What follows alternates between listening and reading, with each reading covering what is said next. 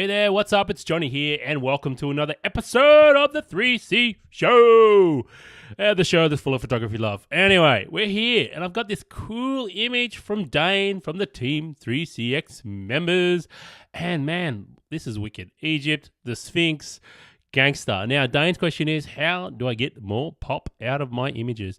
So what we're going to do, we're going to quickly run this one through the 3C Ultimate Workflow.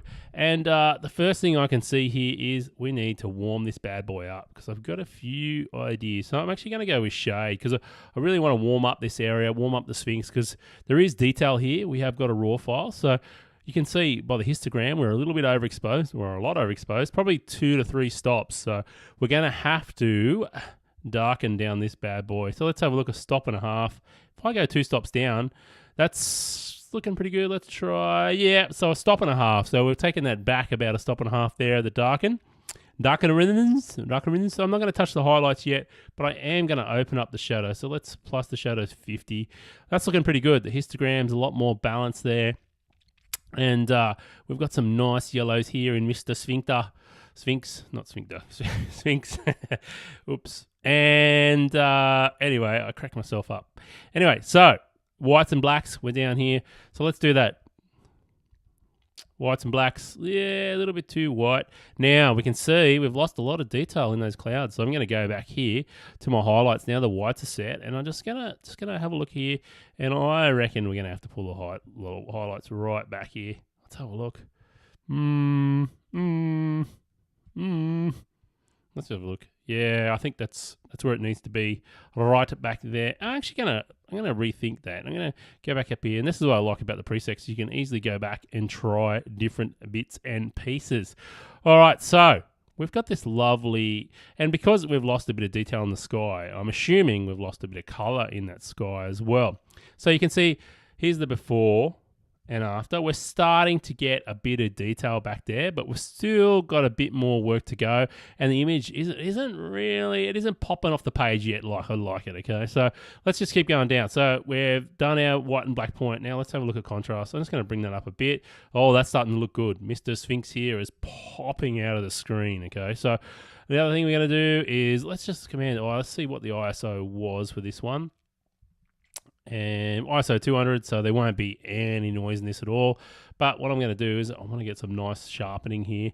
It was nice and sharp. It's been shot really real. The focus has been shot on. The focus has been spot on for this one. So that is really awesome mix source. So I'm going to go down here to sharpening. Let's try high.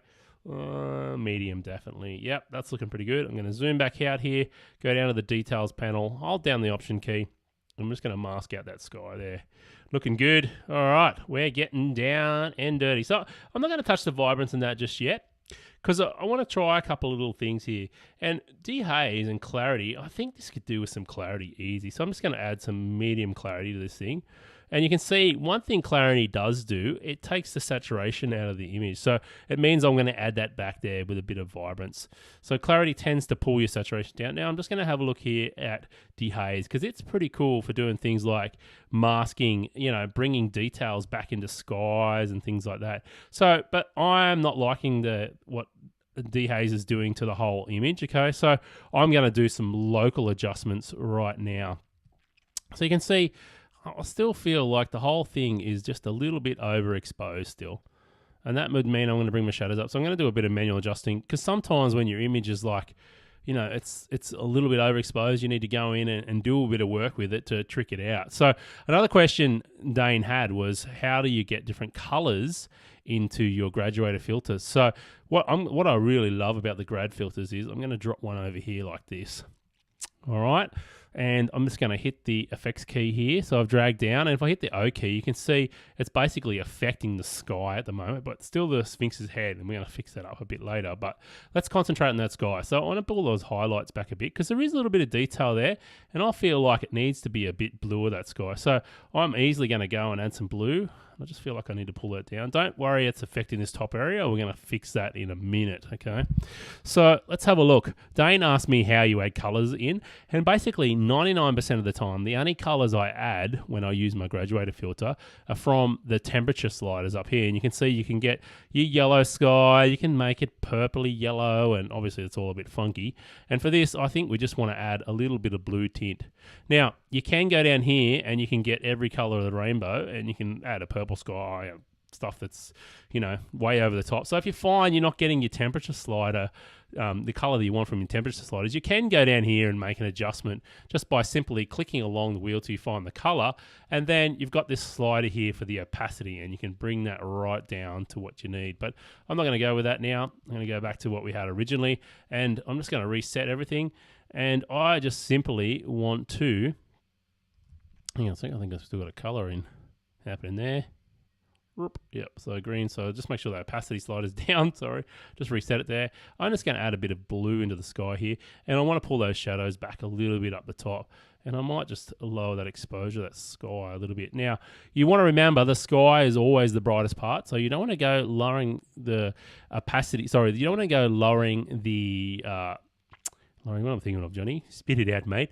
Lowering the brightness of the sky too much, because you still want that to be the brightest part of the image, okay? So what I'm doing is I'm just basically saying, you see this blue sky? I want to add a bit more blue tinge to that. And what I'm actually moving this up and down, you'll see, because I'm watching this line here, okay? So I don't want a yellow, so you can see it's a bit too yellow in there. I'm trying to bring that blue line down to something like that. So if I hit the O key now, you can see we're affecting a few areas that we don't want to affect. So what's really nice is you can mask those back out again using a brush inside of the graduated filter. So if I hit the brush tool here, and we've basically got our brush settings down here, which is really cool, but I'm going to go to erase, and I'm going to go to auto mask here, and I'm going to make my brush quite a bit bigger.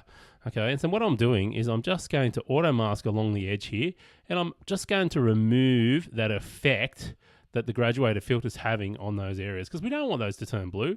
We just want to affect the sky. So I'm just saying, whoop, I'll just undo that. So what I can do is I can actually paint that bit back in there too. So if I click on that bit there, it's just going to paint that back in. So now you can see with the O key, I'm just simply affecting that sky and not the Sphinx. So let's close that. So now I've got a bit of a blue tone in the sky. There's a few spots I would need to go around and clean up, obviously, which we can easily do with this spot remover tool here. Just quickly go around and hit those spots. And there's also a visualize spot slider, which is kind of cool. And you can move this back and forth. And what will happen is you'll start to see your spots even better. So you can see, Dane, man, obviously there was a dust storm out here in Egypt because there's a few spots around the place. And you just want to make your spot healing brush just slightly bigger than the spots you want to remove. And I'm just going to quickly go around and do that. Now I'm going to turn off the visualizing tool, and that all looks pretty good. I'm going to close that. And that's looking, we're getting there. Like, we are getting there, okay? So one thing we didn't do now I've got that sky in place. I'm going to go back and look at my vignetting. So I'm probably going to go to a light vignette there. Oh, yeah, that's looking good. Look at that drama. I love it. I love it. I love it. So two couple of things we've done to make this image get to where before, after. Okay, first thing to make it pop is white and black points. Totally critical. Balancing that histogram is going to give you more pop in your image. And you can see I've added a bit of vibrance there because we did add clarity to this area, and I want to keep those yellow tones. So initially I've selected a warmer white balance in cloudy, and it's given me those warm tones here. And then I've added a cool tone into the sky there. Now, I just see a little bit of something up here as well. I'm just going to get rid of that while we're talking. So we've got a nice complementary color image. But the last thing I think I want to do is I want to grab a radial filter, and I'm going to pop it over this little fella here. All right, because what I want to do is I just want to open up those shadows around his face. So I'm going to invert. So at the moment, if I hit the O key, you can see I'm affecting everything outside of my radial filter. I want to affect everything inside of my radial filter, and I want to feather that out to the wazoo. That's a new word I just made up, wazoo. So I'm going to hit the O key. So now if I move this slider here, I'm just affecting that area, and I'm just going to add a little bit of warmth back into the head there, and maybe just a touch, because I feel like that part of the image is really critical. That's where your eye is going to be drawn to, this area up here. So I'm just adding a little bit of exposure, maybe 0.3 of a stop there. And that's looking pretty cool. It's just a little spotlight effect that we're adding onto the head of the Sphinx there, just to direct your eye to that area. Now that's looking pretty cool, man. Whoa, that's awesome. What a wicked image. So here's the before and here's the after. And man, we're getting those colors to pop. Now there's one last thing we can do, and this is a ninja thing. And if you guys have got my ultimate Lightroom finishing move presets, you already have this and you can just use the preset. So we're going to scroll down here, and you'll see this curves contrast enhancer. And we can go over this, and basically curves is such a powerful tool, but basically what we're saying is, here's the highlights and the whites, here's the blacks and the shadows down in this area, and everything in the middle is the midtones. So what's cool about this, if I make a little S curve in this here, I'm telling Lightroom to, hey, I want you to add more contrast to the midtones. And by the way, there's something little spot there I missed. I'll just grab him. I want you to make more contrast in this area of the histogram, but don't affect the shadows and the whites and the highlights and the blacks too much. Okay, so if I hit the before and after, you can see it's just made that extra bit of pop. And man, that is just absolutely killer. If you can learn how to work that S-curve and the curves tool, and man, like I said, if you've got the ultimate Lightroom finishing moves, you've already got these presets here, and you can just hover over and add different strengths to that there. But man, this is one thing that tone curve is just amazing for, is adding that mid-tone contrast without affecting the shadows and the blacks too much and the whites and the highlights too much. So man, I think we are absolutely done deal with this bad boy. I'm going to go full screen, and I want to show you the before, after, and that has just transformed an image from something that looked a bit blown out and not poppy into something that just looks absolutely awesome. And I love the people on horses around here, and I love these people in the background. It just adds, and you can tell, there's a pyramid over here and part of a pyramid over here, and it just absolutely adds to the whole feel of the image. Dane, cracker image. Absolutely amazing. I hope you got some tips out of it. And guys, that's how I would add extra pop into an image that doesn't have it. So 3 things. Balance the histogram, set the white and black point. Critical. Add a little bit of contrast in here. A little bit of contrast. You can see I've had 50% contrast, a fair bit of contrast to the midtones. Third thing to add pop is this tone curve. Learn to use the tone curve. Add that mid-tone contrast. If you're already an ultimate Lightroom finishing moves owner of my course, you've got those contrast, those presets for that mid-tone contrast all ready to go. And I found another spot that I'm going to clean up. Man, it was dirty out there, don't I? All right, and that's it. I hope you guys enjoyed it. You can see how easy it is to transform an image from this that looks pretty flat and lifeless into something that's got beautiful colors and beautiful contrasts, and it's just something that looks absolutely amazing. All right, that's it for this week. I hope you enjoyed it. This has been Johnny for 3 Colors, 3colors.co, the site that's full of photography love. And as always, if you need help with anything photography related, send me an email at help@3colors.co, because I'm here to help. And this is Johnny out. Peace.